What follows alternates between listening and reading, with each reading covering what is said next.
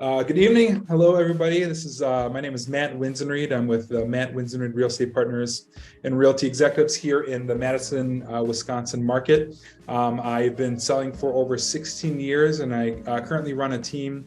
There are 9 of us on our team. We sold over 160 homes last year here in Dane County. And over the last 16 plus years of selling in the Madison area, I've learned quite a bit about different markets. And right now we're in a different market. But what we wanted to do tonight is learn about what's actually happening in our real estate market. I invited a good friend of mine, Mike Zilli, here to join us. Mike's with Fairway Mortgage. Mike, I'll have you actually introduce yourself to everybody watching. Hey, thanks, Matt. Yeah, Mike Zilli, Fairway Mortgage here in Madison as well, and 16 years as well. Matt and I both got started in 2006, so can't believe how fast the time has flown. But yep, I specialize in residential mortgages, so people who are looking to buy a primary residence, second home, or an investment property. And it's been an interesting year, and we'll share what we've seen and what we think is on the horizon with you tonight. Yeah, on top of Mike's wealth of knowledge of being a fantastic lender here in the Madison area, he's also a father of 4 and lives on the west side of Madison as well. But he grew up in Milwaukee, so he's a big Milwaukee Bucks fan as well. So we were just chatting about that earlier before the webinar started. But what's up with the housing market? So let's first talk about what the general public thinks is happening in the housing market right now. There's been a lot of headlines, a lot of news about what's happening in the housing market. So I want to talk about what most people think is happening in the housing market. They think the interest rates are crazy high. For the last few months, all we've heard about are interest rates rising. They hear about prices rising as well, but also now there's talk about prices falling. And then maybe, is there a potential housing bust? So a lot of those top headlines are making their way through the news cycle and probably into your news feeds. And we want to talk about what's really happening. And I wanted to make the caveat of what we're going to talk about tonight applies to Dane County and our housing market. Housing markets are so local that we can talk about certain things that might be happening in our local market that might not be happening in Chicago, Minneapolis, Denver, and other markets like that. So what we're going to talk about is specifically for Dane County in our areas here. There are some general rules of thumb that do apply nationwide, but we want to talk about what's happening in our backyard. So Mike, let's talk about how we got here. How did we get here and where we're sitting here at end of 2022? Well, that's a good question. It's been a wild year. Would this be a good time to share my screen here, Matt? Yep, go ahead. All right, so I've got a few slides for everybody, and hopefully they provide some value here. So how's that look? Looks good. Okay, great.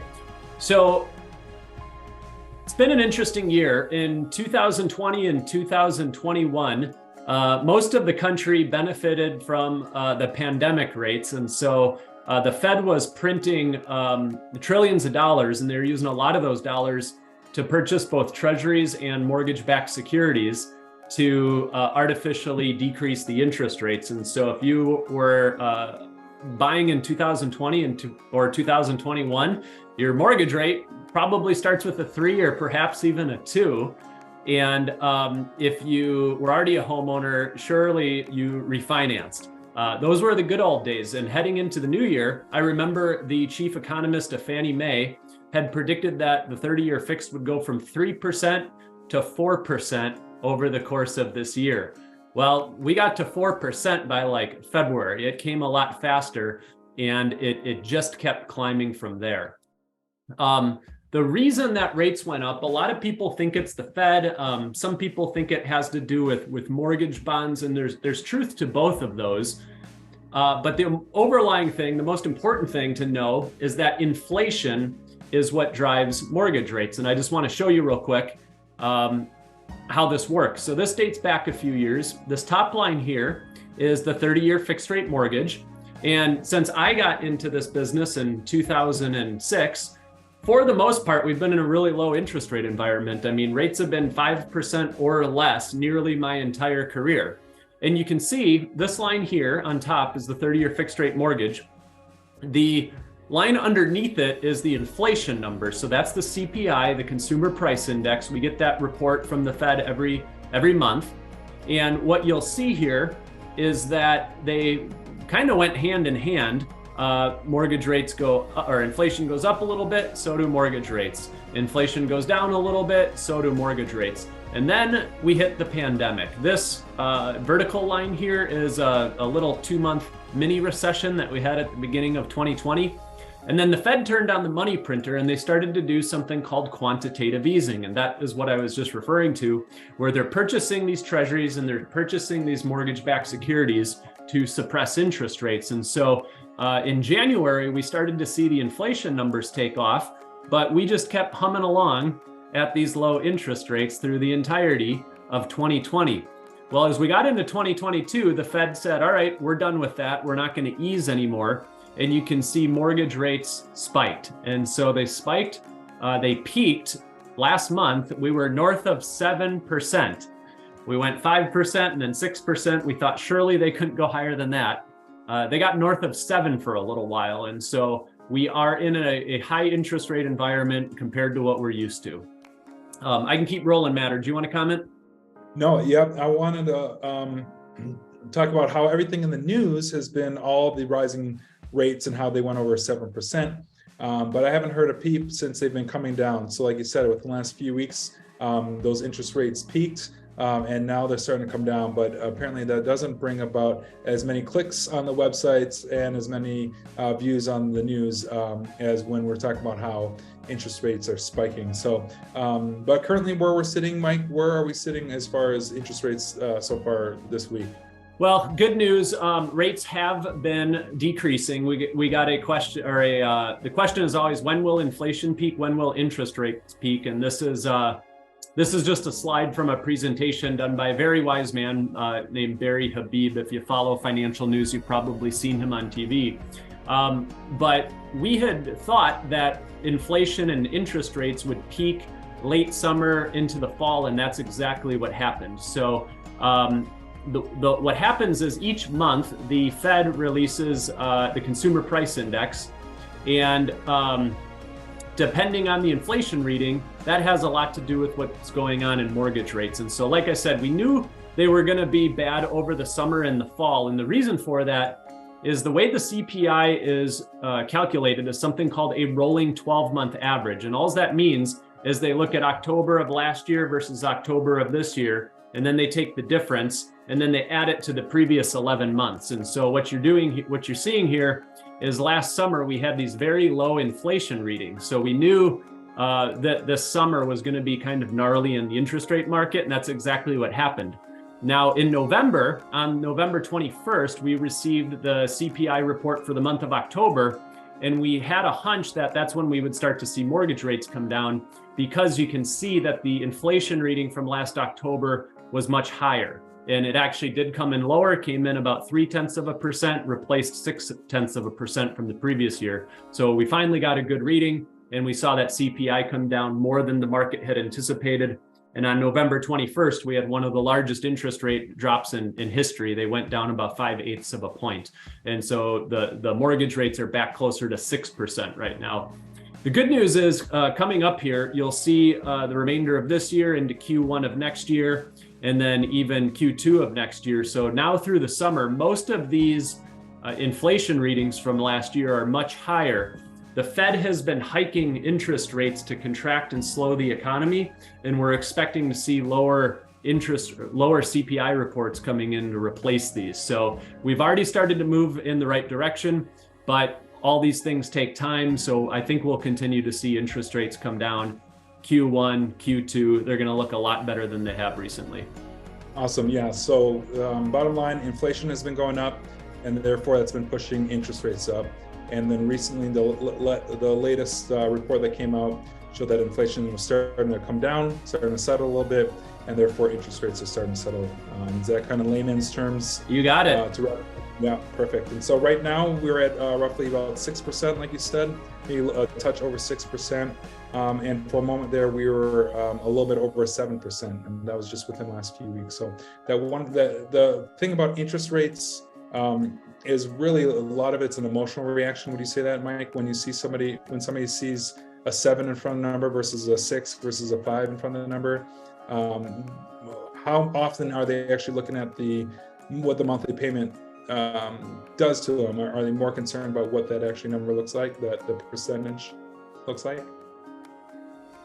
Yeah, I think it is a lot of psychology right now. Like you said, there's a lot of fear in the market right now. I mean, like you said, the fear drives clicks, it drives watches, it drives advertising revenue. And so as that rate went up, there's a lot of people who just went and stood on the sidelines and said, I'm going to wait and see that this thing might go to 10%.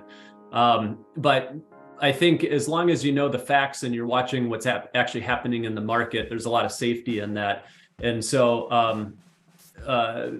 I really think it's an opportunity. I think it's the Warren Buffett quote that when everybody else is fearful, be greedy, and when everybody else is greedy, be fearful. There's a lot of fear in the market right now, so I think it creates a lot of good opportunity for folks.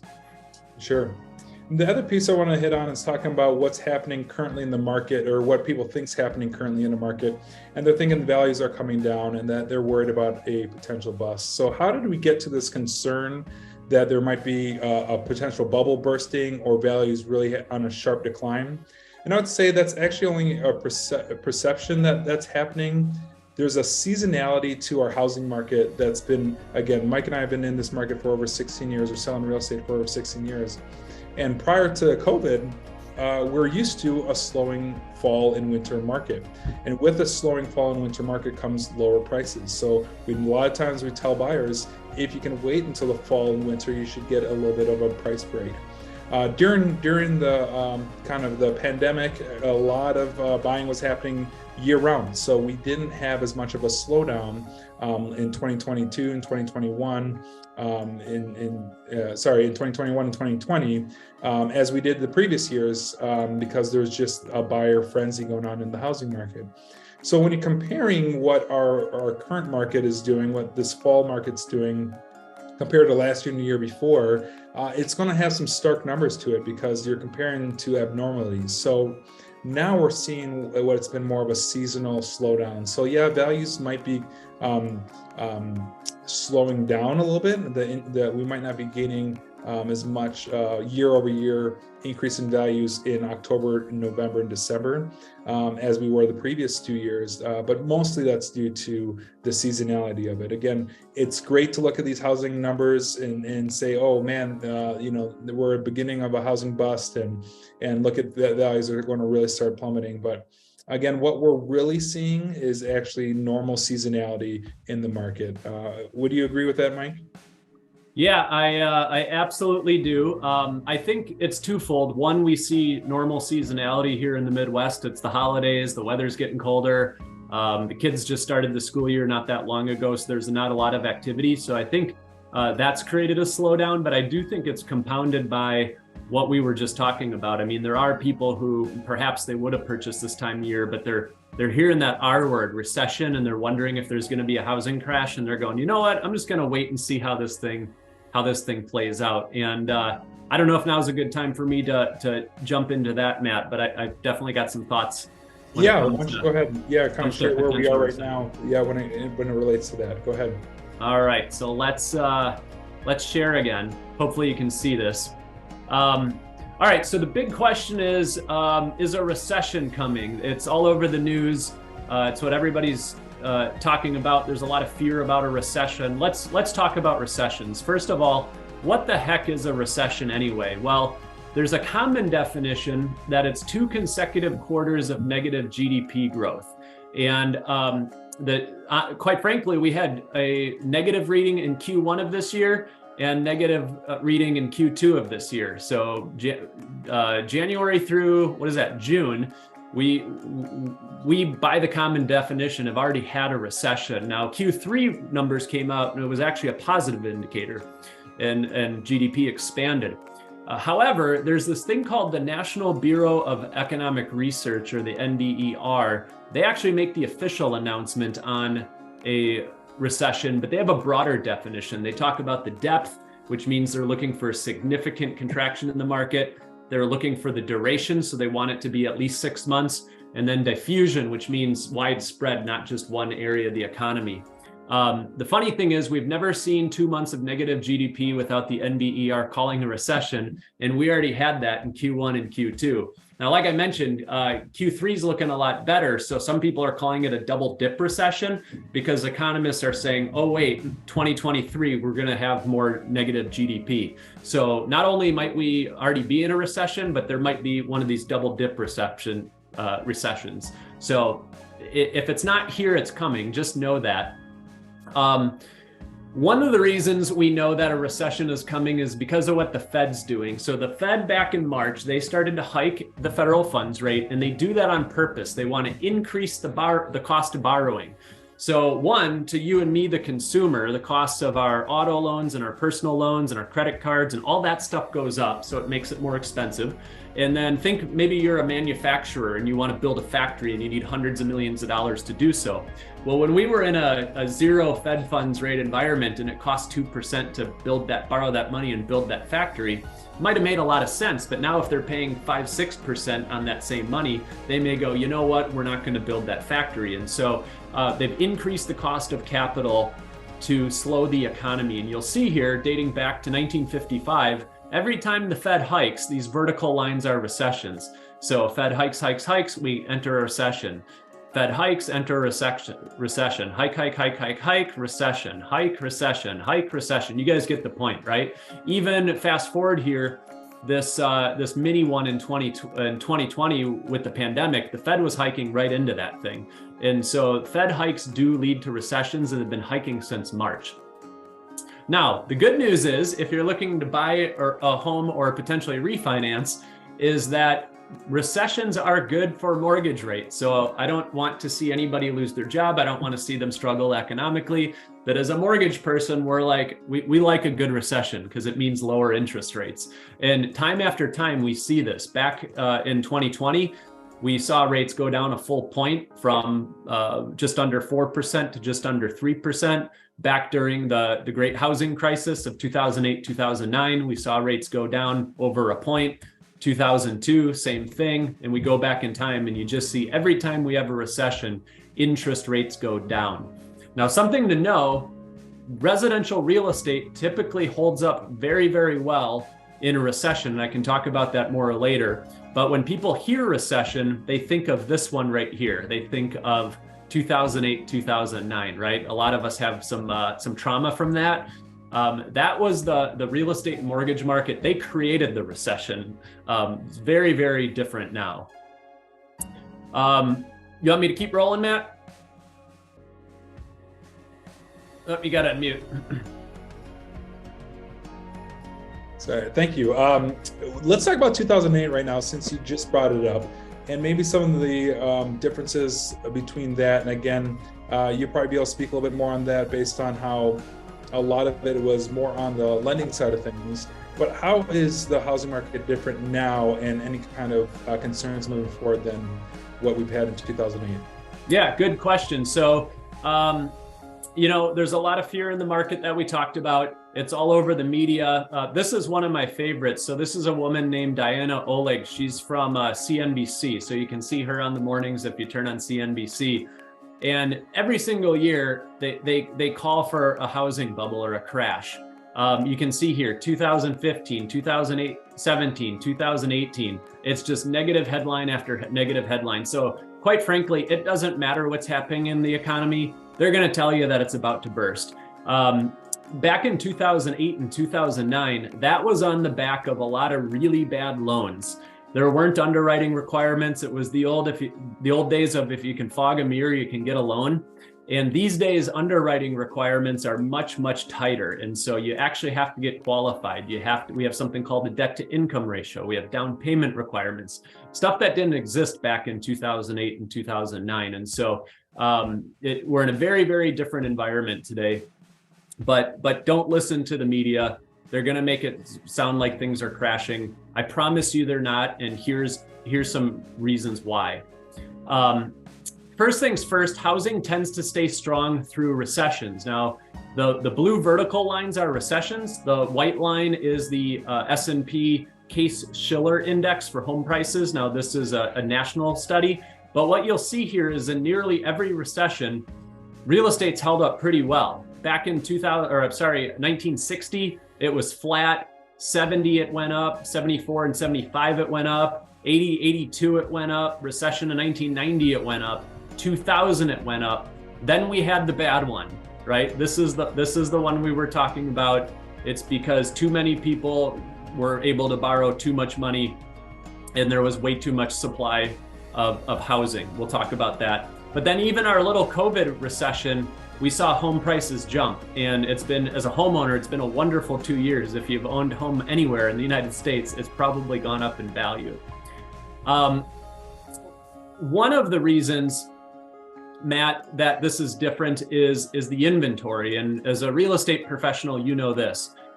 You could probably speak to Dane County more than I can, but nationally, we've got way less inventory than we did back in 2008, 2009. So back in 2008, 2009, we had almost 4 million homes for sale in the United States.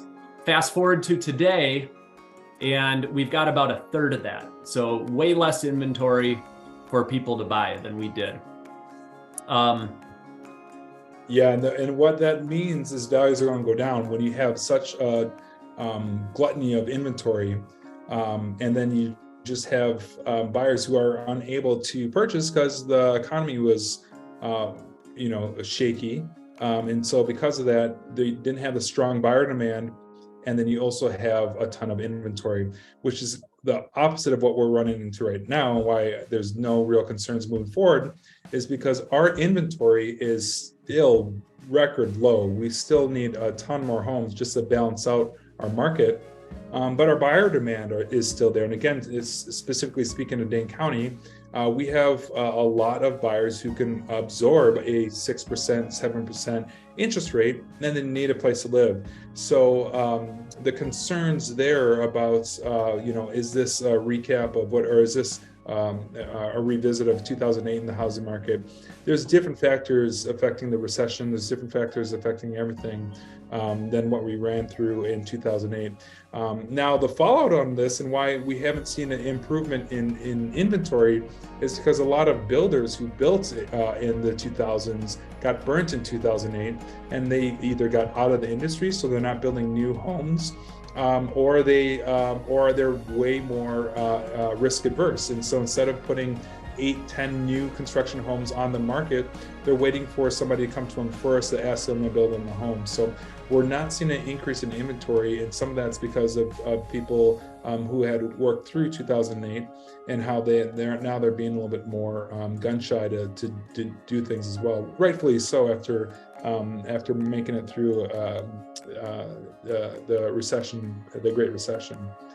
Now, the other interesting thing to pay attention to with inventory is those builders who are still out there.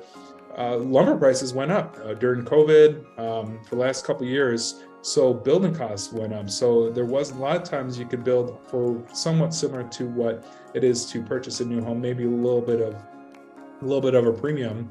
But because of the increased cost in building, a lot of people weren't able to build a home, so they decided to stay in their current home. And so we're starting to see lumber prices come down. But again, now builders are concerned because, well, there's uncertainty in the economy. And so, they're reading these headlines and they're wondering, well, maybe I shouldn't build any new homes for 2023 because who knows what these interest rates are going to do and how many buyers are going to be out there. So that's also limiting inventory. So what that does, supply and demand, that's going to continue to push prices up. So again, the concern as if values are going to come down, it's a lot would have to happen because again, the buyer demand is still so strong here in Dane County, and the lack of inventory is pushing those buyers to purchase the homes that are available. Looking to what the spring market's going to look like, it's going to be challenging again for buyers because they're all under competition on those few homes. And we can get into that a little bit more in a minute, but talking about where we are currently, right now we are in a low inventory environment. And again, what will that do to prices? I'll push prices up, or at least hold steady, because we are in a slower season of the year. And so we don't have that huge demand that we will in spring and summer. So we will see prices starting to slow a little bit, but again, that's just seasonal. Buyers are going to be back out on the market after the first of the year, and things will get really active about mid-February. So Mike, we've talked about where interest rates are. We've talked about how we got here with inflation. We've talked a little bit about what this low inventory is doing currently. Where are we going? So what's next when we're looking at 2023? Yeah, good question. And that's a good lead-in. So it's simple supply and demand, right? You talked about the lack of inventory. When demand exceeds supply, prices go up. And so just to touch base on that inventory issue, again, nationwide numbers, but about 1.25 million homes for sale. About half of those are under contract, so you really can't buy them anyway. So there's about 600,000 active listings in the country at any one time. Matt, I saw something the other day. It was like 600 to 700 in Dane County. Does that sound about right? Yeah, under 700. I also Googled like how many people live in Dane County, and the 2021 census was, I think it was 569,000 in Dane County. And I thought, boy, between 500,000 and 600,000 people own only 600 homes for sale. Like that doesn't sound like a lot. Right. But then on the other side of the equation, we have the demand side, right? And we're in a period where we've got this massive generation of people called millennials. So the people a little bit younger than me, they're entering into peak home buying years. So peak home buying years, year is 34. And if you look at this graph and move your eyes to the left, you'll see that we've got about 10 years of the largest generation in the country moving into peak home buying years. So we've got a massive amount of millennials wanting to buy homes over the next 10 years. So Matt talked about tight supply. Here we go. We got people, first-time home buyers wanting to buy your home. Here's another graphic that shows the same thing. Again, median age for first-time home buyers. Just move your eyes to the left for the next 5 to 10 years, and you can see the largest generation of people that we have entering peak home buying years. So the buyer demand is here, and it's going to continue for a number of years. This is number of households. Again, go back to that 2007, 2008, 2009. So crash down here. We've got, I don't know, about 13 million more households today than we did back then. And we've got 2.5 million fewer homes to sell them. So we've got way more people and way fewer homes for sale. So supply and demand both point towards strong home appreciation, or at the very least, no crash. And then Dane County, I thought this was kind of fun. Somebody on my team has a YouTube channel about living in Madison and stuff. And the one statistic you'll see down here on the bottom. So nationwide, Madison has, as a percentage, the 5th most millennials in the country. So not only is it our largest group of people that are moving into peak home buying years, Madison has more millennials than just about every other city as a percentage. In Wisconsin, our 5 fastest growing cities are Madison, Sun Prairie, Middleton, Fitchburg, and Hobart. If you don't know where Hobart is, I didn't either. It's a suburb of Green Bay. Shout out to anybody who's from Hobart. But four of the top 5 fastest growing cities in Dane County are, or in the state, are right from Dane County. So ultimately, this is what we're forecasting. Rents are going to continue to rise. I mean, people could choose not to buy a home, but guess what? Renting is no picnic either. I see what people pay for rent and I just fall out of my chair from where it was, 15, 20 years ago when I was a renter. It's just amazing how much rent has gone up. So that's going to continue to increase. It's going to continue to make people go, man, I'm tired of paying this to my landlord. I should think about purchasing. We might see a little less demand than we did these last couple of years because rates aren't 3% anymore, but that's okay. That probably wasn't sustainable anyway. We've still got strong, tight inventory. And rather than these wild appreciation figures that we've seen across the country, and even really strong here in Dane County, where maybe your house went up 8%, 12%, 10%, 10, 12% in a single year, we'll probably get back to more regular appreciation, 4, 5, 6%, mid-single digit. And there's nothing wrong with that. If you take a look here, let's pretend somebody was going to buy a $500,000 home. let's pretend that they had 10% down. Well, if their home only went up 4%, now this is much less than the appreciation rate we've seen. That's still a $20,000 equity increase or a 40% return on their down payment. And so tell me where else you're going to get a safe return of 40% in the coming years. So we still feel very, very good about residential real estate. We feel really good about it here in Dane County. So whether you're a first-time home buyer entering the market, you're wanting to buy that vacation home on Lake Wisconsin or Door County, or you're going, you know what, I don't like what my stock portfolio is doing. I think I'm gonna maybe buy myself a couple of rental properties. We feel very, very good about the short-term and long-term appreciation of real estate.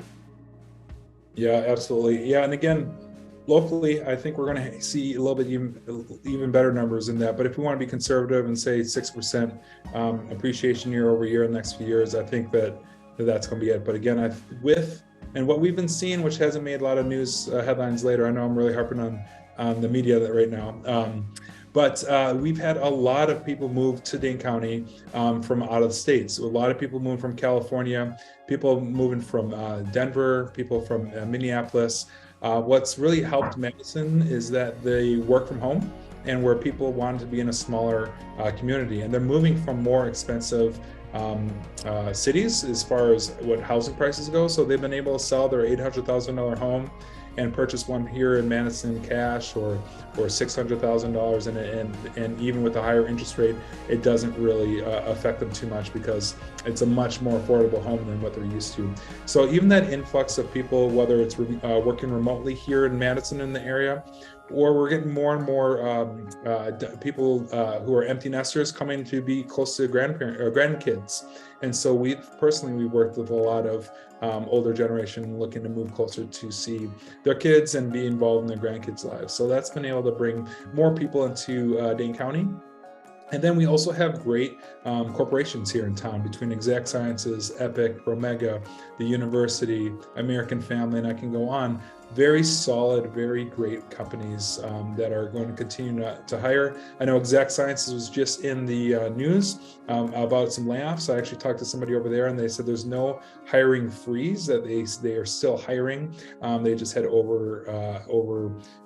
accounted for a couple projects that didn't pan out. So there is going to be continued strong demand for people moving to the area. And like Mike said about the increased rent rates, they're going to continue to want to have that same payment, actually purchase them a home versus renting.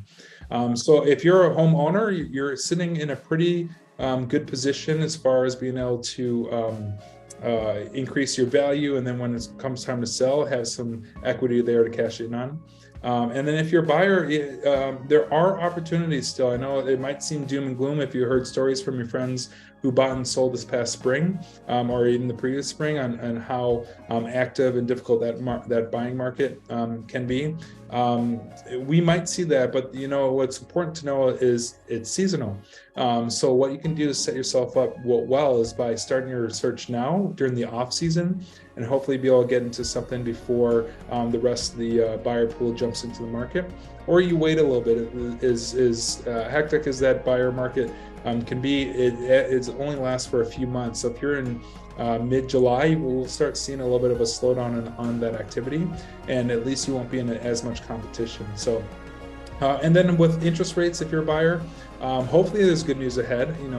As Mike pointed out, with a few different ways of looking at it, there should be lower interest rates moving forward. Now, if you were to buy something right now at 6.125%, there might be an opportunity for you to refinance that in a year or two at a lower rate as well. So there's something to consider if you're a buyer. If you're a seller, you need to pay attention to the seasonality of things. You probably don't want to put your house on the market right now if you don't have to, going into the holidays. But if you wait until mid-January into February, we'll start seeing an uptick of activity on those homes, and then those values will come with it as well. Yeah, Matt, there was a question in the chat about affordability and if that is concerning, and my answer is yes. I think we have a huge shortage of affordable living here in Madison and Dane County, and we need more of it. So yeah, that is a big concern. And if somebody can afford to purchase a home, I think now's a really good time to do that, because I think we're going to see home prices continue to go up, which is just going to make it more expensive. And if what we think is going to happen is rates are going to come down, well, they can always refinance later. And so there's opportunity for savings. But maybe for the people who don't qualify to buy a home, they don't have income high enough, whether it's rent or purchasing a home, yeah, affordability is a big concern right now. Yeah, I would say it is a concern. I would hesitate to say it's a big concern, given that the cost of living in Madison is still really affordable. And Mike, you see these ratios all the time, so maybe you can speak to a little bit better than I can. But again, speaking to how strong our local economy is and how well some of those employees are getting paid, their overall cost of living now, if they have to pay a little bit more for the home because the values are going up, or a little bit higher on the interest rate, they're still able to make those payments work because of the cost of living. Does that spark any thoughts or any other Yeah, I'm in agreement. I think where I said there's big concern for me is on the lower end of the income spectrum. I think that we need more initiatives to help people from an affordability standpoint there. But yeah, you're absolutely right. The demographics of Madison are fantastic. I think the unemployment rate nationally is 3.7%. I think ours is like close to half of that, like 2.1%. We just have a really strong economy, really great, solid employers. And it's about as good as it gets for the Midwest, doesn't it? So really strong economy here. But yeah, when I say that I have concern, it's more for people on the lower end of the income spectrum. Yeah, right. So first-time home buyers, again, depending on where you are, it can be a little bit challenging. There are some great first-time home buyer programs out there too, and so there are opportunities to help with the down payment or different grants and stuff like that. Always check with your lender to see if you qualify for down payment assistance. That's a good one. Yep. And so, but as far as those on the lower end of the income spectrum, yeah, I'd love to see more opportunity for homeowners on that end as well. But as kind of a blanket statement for the majority of Dane County first-time home buyers and people looking to purchase, I think the cost of living, it really helps, and that their employment situation helps as well. Yeah, and to your previous point, there's still way more people who qualify and can afford it looking to purchase than there are homes for sale. So perfect. Good. Well, Mike, we covered a lot today, a lot of talk about interest rates, inflation. We've talked about low inventory, talked a little bit about 2008 and how that affects, and how that being so fresh in a lot of people's minds might affect inventory and builders and stuff like that. What if any bold predictions you have for 2023? A bold prediction for 2023. Boy, that's a good one. Wisconsin Badgers win the Rose Bowl. that'd be a pretty big turnaround here for Coach Pickle, but okay. Yeah, I don't know if this is that. I don't know if this is that bold. I just think. I think that 2020, 2021, and even 22 are just like so much of an anomaly because of the pandemic and what the Fed was doing. I think it's going to feel kind of like a normal year as far as real estate sales goes, with the caveat that we have this huge buyer pool, and it's gonna, people are going to continue to struggle to get under contract in a home in the spring. If they're patient, wait till the fall, there's going to, after the kids go back to school and things slow down and people re-sign their leases, there's going to be a lot of opportunity. So I don't know that there's anything bold about that. I just think that it's going to kind of get back to business as usual. Yeah, and I'd agree. Back to business as usual. I think we're going to see another active buying season come this spring, where we'll see values go up, and then we'll see things slow down a little bit like we normally do, like we're seeing right now, just seasonality of it. Not a lot of people want to, purchase a home in the middle of the holidays and close in the middle of winter. So a lot of times that just holds people off till the spring market. But again, like I said earlier, if you are a buyer, now would be the time to get out there to get ahead of all these other buyers that will be coming out in the spring market. So kind of to conclude, Mike, will interest rates continue to rise? No, our prediction is that they continue to fall. We don't have a crystal ball, of course. A lot can happen that we weren't expecting, but I think we'll see the 30-year fixed be somewhere between 4.5 and 5.5 for the bulk of 2023. So watch Q1 and Q2 quarterly. I think we'll continue to see rates trickle back to a more normal historic level, at least what we've seen in the last 10 to 15 years. Great, and I don't believe values will crash. I know that was at the top of the webinar. We talked about how that's making headlines, but we don't anticipate values crashing based on a lot of the points we made earlier.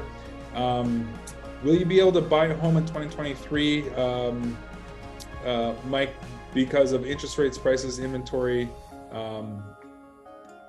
I think what we talked about that, like interest rates coming down, if you price it without being in the peak of the buying season, you should still be able to purchase a home and not have to stress out too much with these values going up. And then if you're a seller, will there be buyers to buy your home? And I think the answer to that, like we talked about, is going to be yes. There's going to be a strong demand for buyers in 2023, strong demand from buyers in 2023 because of the items we talked about: strong economy, a low inventory, lots of buyers still out there looking to purchase. That's gonna drive interest in your home, and hopefully will also drive prices that way. So, any final thoughts on your end, Mike? Nope, that's everything I got. Appreciate the opportunity to share. Yeah, thanks for coming on. As always, again, a wealth of knowledge, all things real estate, all things Milwaukee Bucks, and just general life things. So thanks for joining us tonight and sharing your real estate knowledge, and look forward to doing something like this with you again in the future. Oh, and one final thing, actually, Mike, before I sign off. Yeah. I did want to push HomeBot. That is a really great resource for a lot of our clients. So a lot of people who want to keep tabs on their values, we found that HomeBot it's actually been a resource that's been has been more accurate than Zillow or any other online tools to find out what your home's worth.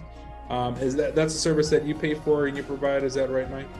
Yeah, if anybody's interested, just get in touch with Matt. We just need a small amount of information. We won't blow your phone up or anything. You know how Zillow has a Zestimate?